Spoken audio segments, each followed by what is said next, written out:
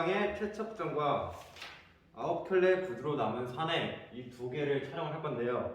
이 두 개가 가나로 엮여 있어가지고 오늘 이 두 개를 다 할 예정이니 조금 양이 많을 수도 있지만 중요한 작품들이기 때문에 한번 진행을 해보도록 하겠습니다. 일단 우선 최첩전부터 설명을 드리면요.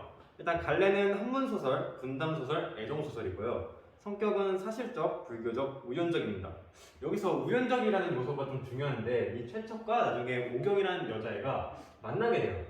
안남이 지금 베트남인데 이 안남에서 만나게 되어가지고 우연적 요소가 가미되었다고 할 수 있습니다.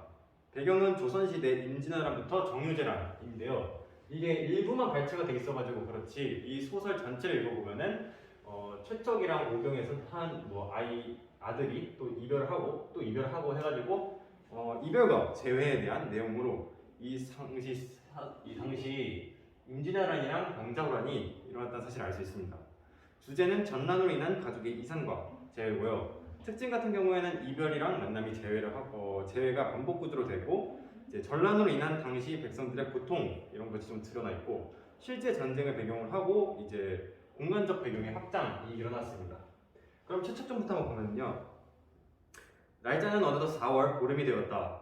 하늘에는 구름 한 점 없고 물은 비단결처럼 빛났으며 바람이 불지 않아 물결 또한 잔잔하였다. 이날 밤이 장차 깊어가면서 밝은 달이 강에 비치고 옅은 안개가 물 위로 어리었으며 뱃사람들은 모두 깊은 잠에 빠지고 물새만이 간간히 울고 있었다. 이때 문득 일본인 배에서 연불 소리가 들렸대요. 연불하는 소리가 은은하게 들려왔는데 그 소리가 매우 구슬펐다. 최척은 홀로 산창에 기대어 있다가 이 소리를 듣고 자신의 신세가 초라하게 느껴졌다. 이렇게 해서 A가 이렇게 묶여져 있는 부분을 볼 수 있습니다. 계속해서 한번 읽어볼게요. 그래서 즉시 행장에서 피리를 꺼내 몇 곡을 불어서 가슴속에 맺힌 회한을 풀었다. 때마침 바다와 하늘은 고요하고 구름과 안개가 거치니 애절한 가락과 그윽한 흐느낌이 피리 소리에 뒤섞여 맑게 퍼져나왔다. 이에 수많은 뱃사람들이 놀라 잠에서 깼으며 그들은 처연하게 앉아 피리 소리를 조용하게 귀를 기울이었다. 격분해서 머리가 고추던 사람도 피리 소리에 분을 가라앉을 정도였다. 잠시 후 일본인 배 안에서 조선말로 7원 절구가 읊어졌다. 여기서 이제 일단 A 부분에서 우리가 배경문서가 나오는 걸 알 수 있죠. 보시면은 날짜는 어느덧 4월 보름 이런데 해가지고 배경문서가 나오는 것을 볼 수 있습니다. 그리고 이제 일본인 배 안에서 연부라는 소리 이것 때문에 이제 최척이 일본인 배에서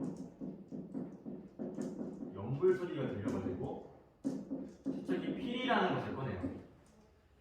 이 피리라는 것이 정말 중요한 요소로 작용이 되는데 이 피리 덕분에 스포를 조금 하면은 오경과 최척이 만나게 되는 계기입니다. 그리고 한 가지 또 얘기하면은 이 일본인 배는 오경이 타고 있는 배예요. 그래서 오경이 누구냐면은 최척의 부인을 얘기합니다. 그 전에 이제 스토리를 좀 풀면은 최척이랑 오경이 결혼을 했어요. 하지만 이 둘은 이제 보통 조선시대 같은 경우에는 부모님들이 정해주는 대로 결혼을 하는데 이 둘은 그렇지 않고 자의적으로 결혼을 한 케이스입니다. 이 오경 같은 경우에는 여기 스토리에는 없지만 굉장히 여성적 면모에서 벗어난 인물이라고 할 수 있어요. 이 당시 시대 상황에서. 그래서 자기 의지를 얘기하는 그런 캐릭터라고 볼 수 있습니다. 이 최척과 오영이요. 전쟁으로 인해 뿔뿔이 흩어나요. 이 뿔뿔이 흩어가지고 최척은 중국인 배에 타고 오경은 보면은 일본인에 의해 이제 구하게 돼요. 이 오경이 이제 여자니까 이렇게 잘못하면 겁탈당할 수도 있거나 아니면은 죽을 수도 있어가지고 남장을 합니다. 남장을 한 상태에서 일본인에 갑니다. 이 중국인은 여기서 흑천이라고 나오고요. 일본인은 여기서 노무라고 나옵니다. 이렇게 중국인과 일본인에 의해서 떨어져 있다가 이 두 사람이 어떤 사람들이면 상인들이에요. 상인들이 안남, 지금의 베트남이거든요. 이 베트남에서 장사를 하다가 우연히 이제 만나게 되는 그런 이야기입니다. 이 만나게 되는 계기가 일본인 배에서 물류해진 연부를 통해 피리를 불러가지고 만나게 돼요. 보시면은 피리는 이제 인물의 심리, 그러니까 최척의 심리가 반영된 거라고 할 수 있죠. 이 피리 소리로 인해 이제 최척과 고경이 만나게 되옵니다. 그래서 칠원절구가 묘사가 되어 있는데 칠원절구, 칠원칠구, 칠원절구, 그렇죠. 이거는 약간 스포를 하자면은 오경이 지은 시조라고 할 수 있죠. 한번 읽어보면은 왕자진의 피리 소리에 달마다 떨어지려 하는데 바다처럼 푸른 하늘엔 이슬만 서늘하구나 이렇게 해가지고 시가 삽입이 됐어요.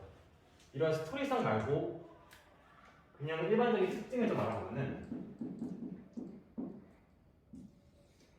첫 번째로 삽입시죠. 이 삽입시 같은 경우에는 단조로움 탈피가 있어요.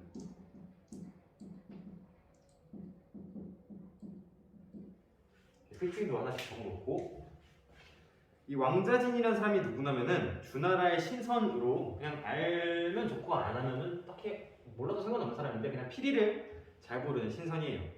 그래서 이 피리 소리를 들어가지고 칠원절구를 읊습니다. 시를 읊는 소리는 처절하여 마치 원망하듯 호소하는 듯 하였다. 시를 다 읊더니 그 사람은 길게 한숨을 내쉬었다. 최척은 그 시를 듣고 크게 놀라서 피리를 땅에 떨어뜨린 것도 깨닫지 못한 채 마치 실성한 사람처럼 멍하니 서 있었다. 이를 보고 최척이 말했다.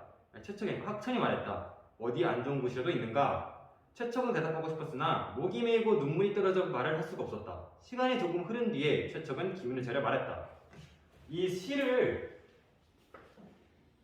제가 스포를 해가지고 오경이 지은 시라고 알고 있지만 최척은 이 시에 대해서 최척만 아는 상황인 거죠. 그러니까 자기 아내밖에 모르는 사람, 뒤에 좀 읽어보면은 자기 아내가 지은 시도를 다른 사람 누군가 읽고 있지는 않을 테니까 자기 아내가 여기 있구나 라는 것 때문에 최척이 피리를 떨어뜨립니다. 피리를 떨어뜨리고 이제 눈물을 흘리게 돼요. 그러니까 이 최척은 지금 여기에 아내가 있었겠구나 라는 생각을 좀 한 거죠. 조금 전에 저 배 안에서 들려왔던 시구는 바로 내 아내가 손수 지은 것이라네. 다른 사람은 평생 저 시를 들어도 절대 알아내지 못할 것이세. 이제 결혼을 했으니까 당연히 아내 목소리 정도는 알고 있겠죠. 이 오경도 마찬가지로 이 피리 소리를 듣고 아마 최척이라는 것을 알 수 있었다라는 것으로 추정을 좀 할 수 있어요. 게다가 저 시를 읊는 소리마저 내 아내 목소리와 너무 비슷해 절로 마음이 슬퍼진 것이라네. 어떻게 내 아내가 여기까지 와서 저 배 안에 있을 수 있겠는가? 이어서 온 가족이 포로로 잡혀간 일을 말하자 배 안에 있던 사람들 가운데 비탄에 젖은 사람이 없었다. 그 가운데 두홍이라는 인물이 있었는데 젊고 용맹한 장정이었다. 그는 최척의 말을 듣더니 얼굴에 의기를 띠고 주먹을 노리치면서 분연히 일어나며 말했다. 내가 가서 알아오겠소. 깊은 밤에 시끄럽게 굴면 사람이 동요할까 두렵네. 내일 아침에 조용히 물어봐도 늦지 않을 것을 주위 사람들이 모두 말했다. 그럽시다 라고 되어 있습니다. 이 문단에서 알 수 있는 사실을 좀 적어보면은 온 가족이 포로로 잡혀갔죠. 이때가 정유재라는 사실이라는 것을 알 수 있습니다. 그래서 이런 서연을 듣고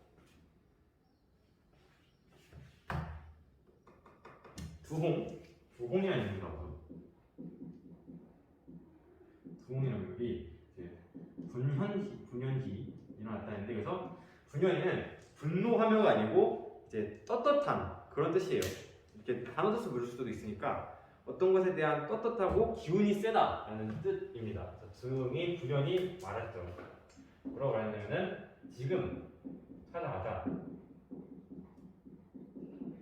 이런 뉘앙스를 아는데 다른 사람들이 지금은 밤이니까 지금 하지 말자라고 얘기했습니다.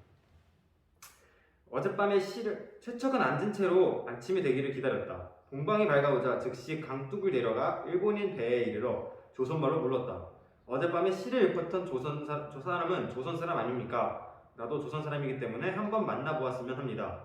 멀리 다른 나라로 떠도는 사람이 비슷하게 생긴 고국 사람을 만나는 것이 어찌 기쁘기만 한 일이 있겠습니까? 라고 물어봤습니다.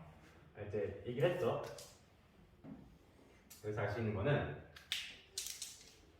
이제 찾아갔어요. 아침이 돼가지고 일본인 배우를 찾아갔는데 우리가 칠원 절구를 읊었다는 것을 알 수 있잖아요. 그러니까 일본인 배에서는 한국인이 있겠다, 조선인이 있겠다 해가지고 같은 조선인끼리 만나면 얼마나 좋겠는가. 이 타지국에서, 타지는 지금 전남이고 이렇게 만나면 얼마나 좋겠는가 라면서 이제 얘기를 나누고 있습니다.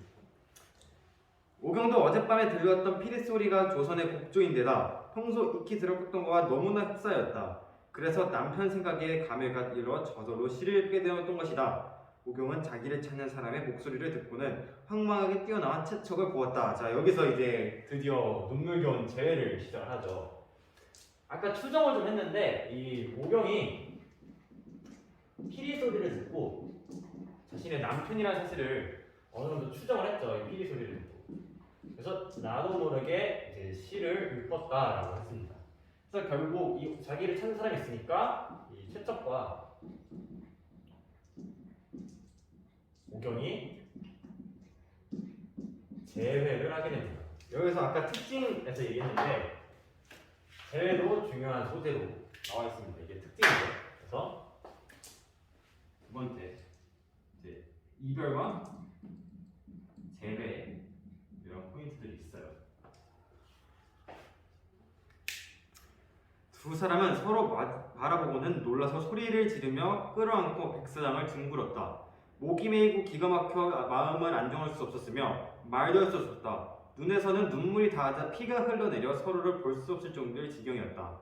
두 나라의 뱃사람들이 저작거리처럼 모여 구경들었는데 처음에는 다만 친척이나 잘 아는 친구인 줄만 알았다.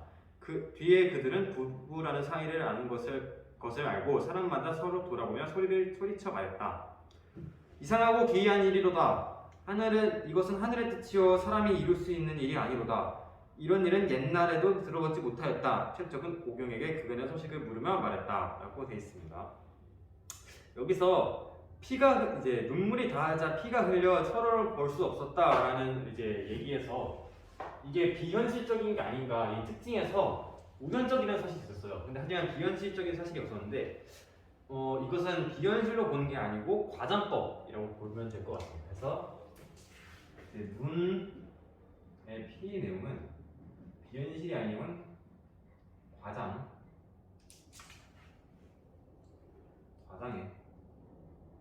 뜻이죠. 여기 보면은 이 스토리를 좀 보면은 최적과 오경이 헤어졌는데 결국 안남에서 만났는데 여기 대사 보면은 옛날에도 이런 경우가 없었다라는 것을 통해서 세 번째 우연적 요소가 좀 가미됐다는 것을 알 수 있죠. 그래서 또 하나 알아보면은 그들이 이제 부부라는 사실을 알고 놀랐다라고 되어 있는데 이 이유가 뭐냐면은 오경이 남장을 하고 있었기 때문입니다. 그냥 친척이나 잘 아는 친구인 줄 알았지만 오경이 남장을 하고 있는 상태에서 채척과 만나서 우리가 부부다라는 것을 알고 얘기를 했기 때문에 커밍아웃을 해서 놀랐던 것이라고 설명할 수 있습니다. 오경이 말했다. 아니지. 산속에서 붙들려 강가로 끌려왔는데 그때 아버님과 장모님은 어떻게 되었어? 최척은 어머니가 돌아가셨어요. 오경은 아버지가 돌아가셨어요.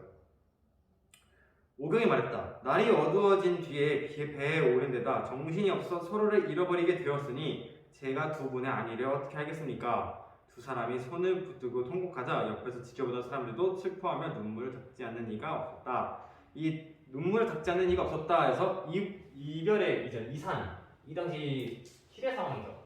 시대 상황은 여기다가 좀 정리를 해볼게요. 어디다 정리하지? 여기다 좀 정리해볼게요.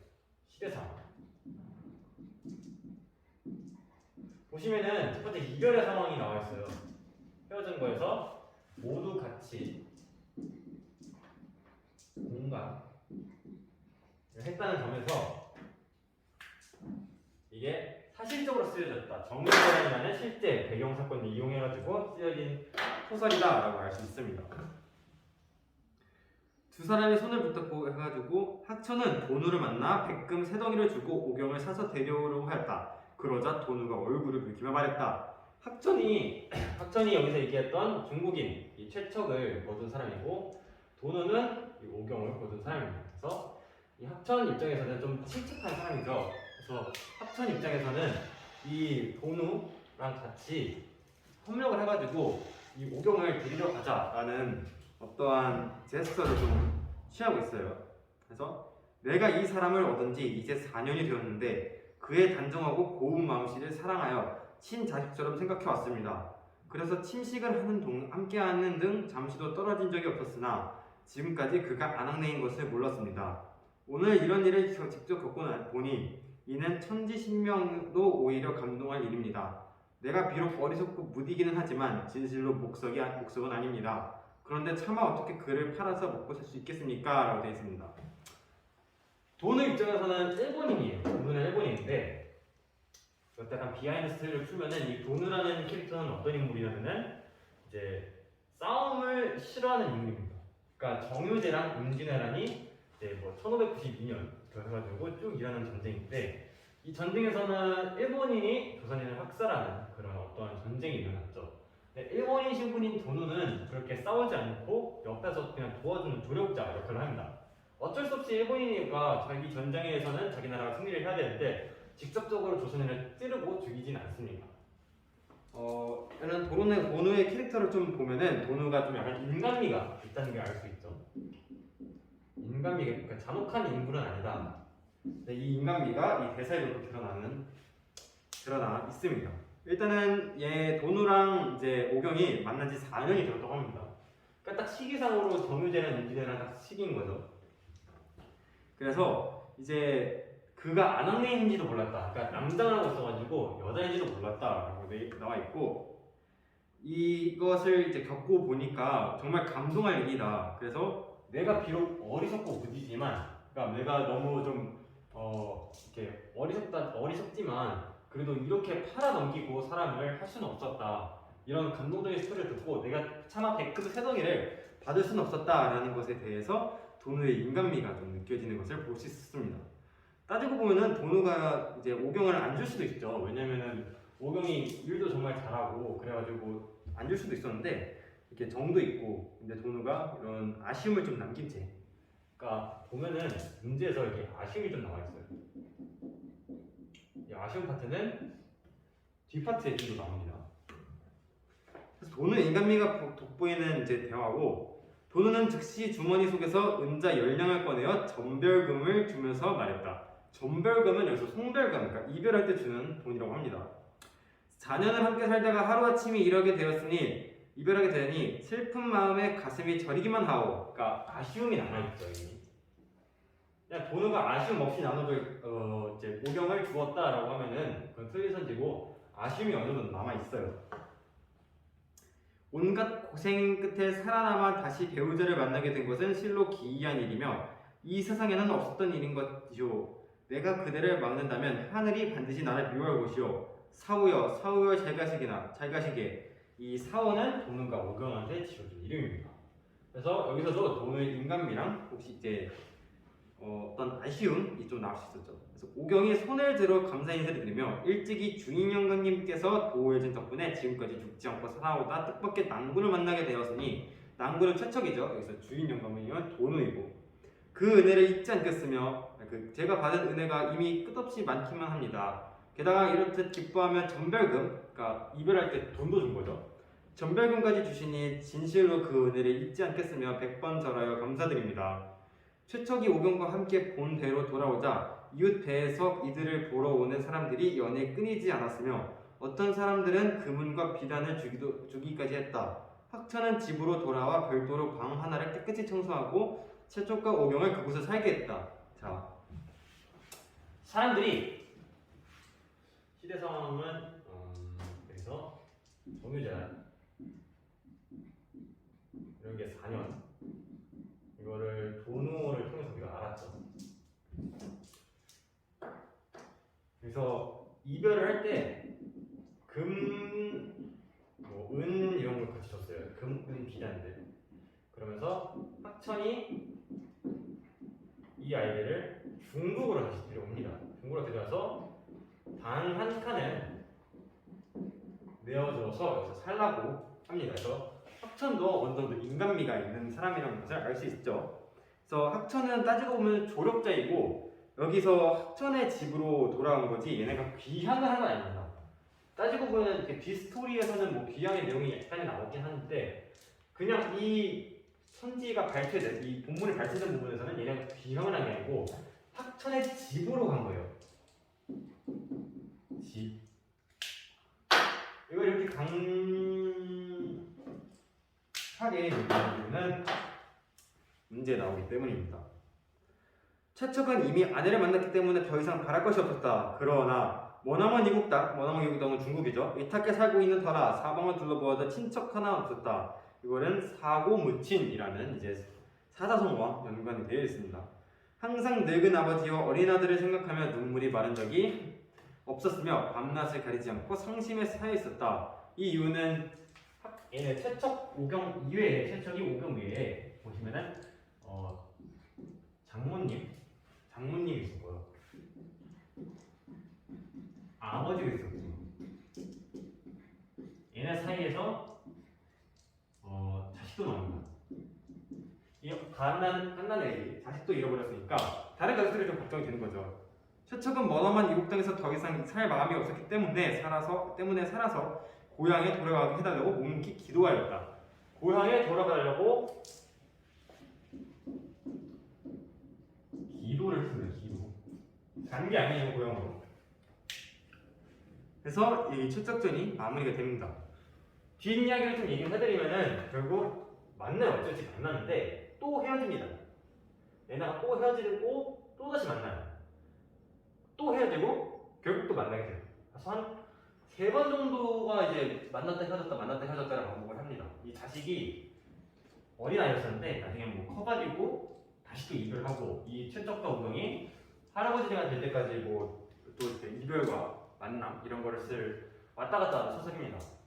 그래서 최척전을 이제 조금 보면은 이별 그리고 재회 그리고 정유재난 사건 이런 것을 좀 알 수 있고 각각 캐릭터들의 성격도 좀 중요시 보면 될 것 같고요. 보면은 중요한 어떤 소재가 있죠. 피리 같은 거 혹은 이제 시조도 어느 정도 중요하죠.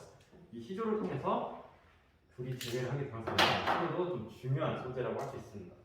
그래서 최척전을 이렇게 마무리하고 다음에는 이제 9켤레의 구두로 남은 사내를 한번 해보겠습니다.